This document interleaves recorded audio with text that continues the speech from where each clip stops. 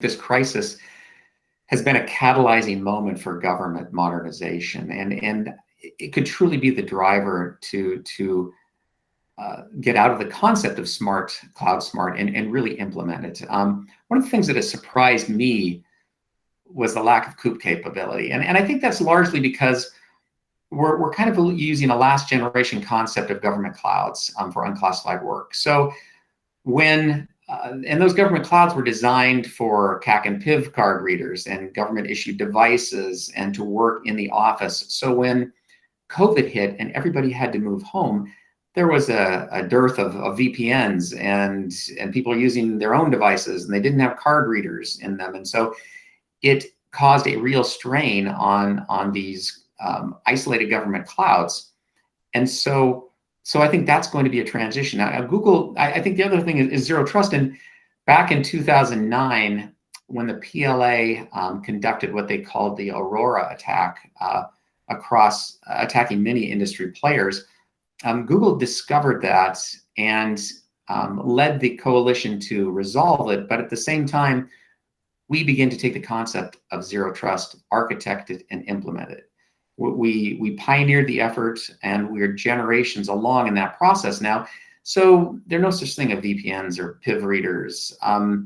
If you ask, I think, Google G Suite customers, they're going to say the transition was not really a transition at all. It just happened.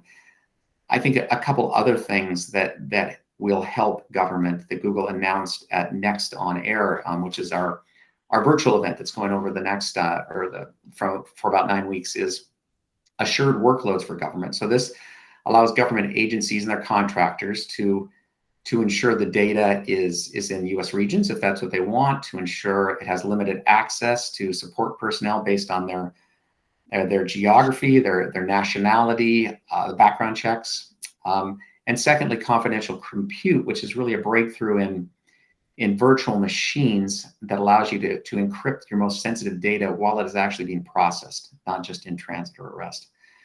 So I think that's key. And back to the question of the virtual environment, I think there has to be a move towards adopting a different security regime. Now Google is FedRAMP high or moderate at our entire global infrastructure, and high and US based. But I think as Jeanette Manfra, who was the former Assistant Secretary for Cybersecurity at DHS, just blogged recently, that the cloud smart strategy is a critical step forward, but now it's time for government agencies to reconsider the use of government clouds as a panacea.